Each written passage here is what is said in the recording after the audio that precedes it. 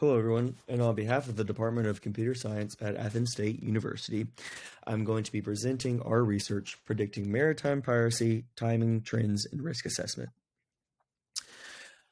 For the authors, on behalf of myself and my co-author, Dr. Jing Chen at Athens State University, this is our research presentation.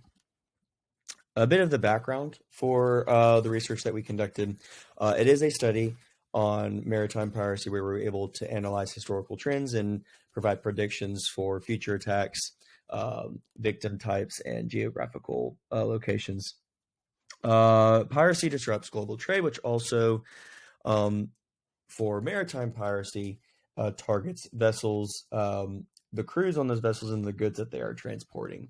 In effect with maritime piracy, this affects cost of shipping and cost of goods, introduces delays, especially with international trade, and also has an effect on the economy. We examined regional attack trends, which focus primarily in Southeast Asia, and we will talk about the different types of methodologies that we use to help with this. A quick introduction to our research. Maritime piracy involves hijacking, and with these hijackings, with everyone that are involved, crews typically are harmed or taken hostage, and the goods that are targeted within these attacks are more focused on oil, the oil industry, and also foods that are stolen. This is a major threat to global trade, as you can imagine. Costs of these goods skyrocket, and also the cost of actually just shipping these goods across seas. This also disrupts shipping operations, so there's delays in these goods being delivered, and also just raises concerns for different types of economic factors.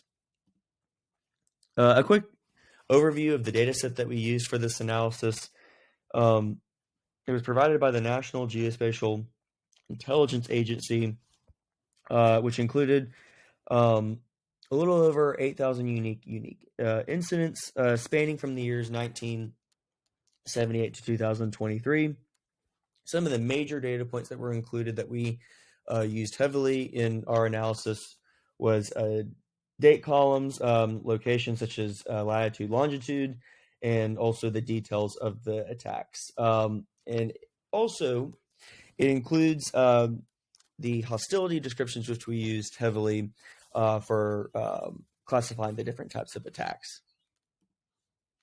We also used some references to different literatures for our research. The two main ones focused primarily on different types of incidents with maritime piracy, the types of attacks, geographical locations, and also on the other side of maritime piracy, the legal issues that come with it. A quick overview of the different methodologies that we use. We focused on three main ones here, which is random forest regressions, supervised learning, and also forecasting. Jumping into supervised learning, we focused on regression algorithms here, which we were able to use to predict continuous attack counts. It had a broad applicability to our data, which made it very useful. And also, it was very useful and provided a lot of support for predicting different types of victim types and attack types in the future. For random forest regressions, this was super helpful for handling noise and missing data in our data sets, which is super helpful for future research, where if we're collecting real-time data sets and like some of these data points are missing, that using random forest is a little bit more effective and accurate when we don't have the full data provided for research. It also has a strong predictive accuracy and is very useful for, again, for attack and victim forecasting in the future. Not listed in the overview slide, but we also used clustering, and more specifically k-means clustering, which helped us identify the different types of common attack types Also helped us analyze regional patterns and helped us group attacks by similarities. And then finally, forecasting. We used Facebook's model called Profit, and we found that this was very fast, simple, and also was very good at handling seasonality. We did previously look at using ARIMA models, and this model by Facebook was a lot more accurate and easier to use, especially for predicting attacks in the future. So jumping into the research questions that we aimed to answer based off of our results were, what were the most common types of attacks per geographical region? Based on the provided data, can we predict future attacks based on geographical locations? If we can predict said future attacks, can we also predict victims by geographical area? And finally, can we predict the number of attacks for future years? So jumping into the results. For the first question, which was talking about the most common types of attacks by region, we found that Southeast Asia, Nigeria, and the Southern Red Sea were the most prominent, with pirate assault being most prominent in Nigeria and naval engagement most common in the South China Sea. We had a root mean score area of 6.18, especially after adding date features, and our accuracy for classification with these most prominent or the most common attacks by region was 83.81%, which showed us that we were able to predict these attack locations accurately, which was Southeast Asia, Nigeria, and the Southern Red Sea. And jumping into the different types of attack type predictions, the top predicted type was pirate assault. And from our original data set of a little over 8,000 unique records, we saw that 1,500 of these were pirate assault. There was a different one of unknown, which came in second, and then naval engagement and attempted boarding, which tied for third with 65 each. And touching on the unknown section, this was brought up previously with a different the random forest regressions that we used, which helped with missing data points in our data set. We noticed that adding features improved model predictions, and also reducing trees helped us reduce overfitting. So when we applied these two different techniques, as in like adding features and reducing the number of trees, we saw that the final accuracy from our model predictions was around 84.14%. So we saw a slight increase there. And just showing the results of the attack types by region, how we grouped it, and also the k-means clustering technique here, which we were able to identify that the number of optimal clusters right here was 4. Jumping into the second question of showing, can we predict future attacks or the different types of attacks? So here we used the random forest regression to predict latitude and longitude. And we also threw in subregions as a key feature. We saw that with this first pass, we had a model accuracy of 78.88%.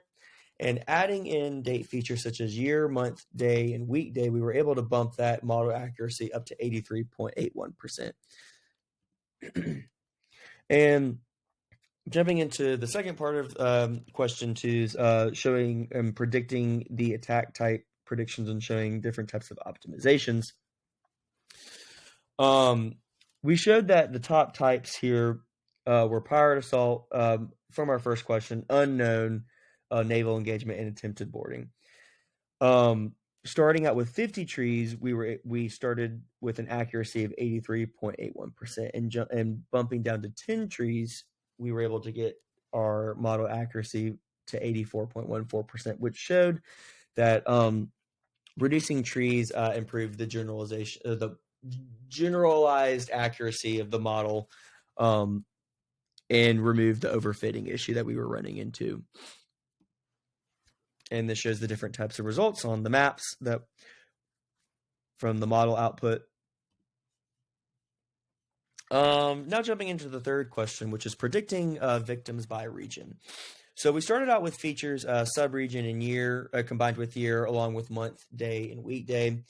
We started out with an initial 10 trees, which had a baseline accuracy, and then realized that bumping up to 100 to 150 trees drastically improved our granularity. Now, we did have a accuracy of about 55%, which was in in our eyes, having accuracy over 50% was still an improvement, but it is a call out that, it is less accurate than what we were hoping for. And adding more trees introduced overfitting, which reduced performance. So even though we did improve granularity, we did in tandem also bring in the risk of reducing performance with these predictions. And the top predicted victims within the years were merchant vessel, which came up to roughly 669 unique events, cargo ships coming at second, and then tankers, which was in third. All of the accuracy was still above 50%, which is still useful, and it aligns with the economic impact hypothesis that we shown at the beginning of this research. And to quickly show before the tree adjustment and after the tree adjustment, and showed the different model outputs on the map with 100 trees and 150 trees. And then jumping into the final part of this research with question 4, which was can we show the different future attack counts over the years? So the key columns we used here was latitude, longitude, date, and the hostility types. We started out with the historical trends, and then jumped into forecasting from the years 2023. And as you remember, the data set that we were used only went to the years 2023, so we predicted the next 2 years to 2025. We noticed a trend that started from attempted boarding and moved on to mothership activity, which is what happened after the years 20, or starting in the years 2020 and moving onwards. And we wanted to highlight this section here, which showed like the trends over time from the years 2023 over into the years 2025, which moved on to mothership activity. And then moving on to future victim forecast. The most frequent types of vessels that were affected were offshore vessels and passenger ships, which showed that as everyone remembered in 2020, which is where COVID-19 started taking effect in the world, which is where these different types of ships started coming into play. We also showed that combining the data set confirms the recent trends with how the economy was acting, and it also validates our model for victim forecasting. So you can see that these different types of victims over the years were pretty consistent with today's economy and today's maritime attack shifts. So a discussion of the 4 questions that we went over, and the goal that we were trying to answer here with our results was the most common types of attacks that we noticed were in Southeast Asia, the Red Sea, and also near Africa. Most of these attacks were occurring close to shore, and it allows the attackers potentially to escape quickly. Merchant vessels were the primary victim types, which led to disruptions in trade. Tankers were targeted, which at the beginning of this presentation, we talked about how oil was the one of the most commonly targeted goods in maritime attacks, which affects like the global economy, which is roughly around 3%. We saw that there's roughly annual losses of 25 billion, which is focused around theft, ransoms, and also insurance of having to ship goods across the seas with these vessels. And having frequent attacks increased cost and fear among operators. So, final conclusions or key takeaways that we had here is that maritime piracy directly affects the economy. The quantitative analysis predicts attacks and victims. Time series analysis highlights attack trends or different methodologies, time findings to original hypotheses. We saw that an economic cost increase may drive further piracy, and study informs that trade security and policy decisions are directly correlated. Jumping into our next work that we will be starting soon is we're going to be moving this research into more recommendations and reasonings. We will be introducing a new architecture that's called Maritime Intelligent Routing Architecture, or short for MIRA. And this new architecture, we will be moving into generating real-time route recommendation vessels based off of our model predictions, and we're going to be combining it with economic factors and also historical vessel routes, and being able to accurately recommend new types of routes that vessels could take to avoid piracy attacks. For readers' convenience, we provided the references here that we used in our research paper. And thank you.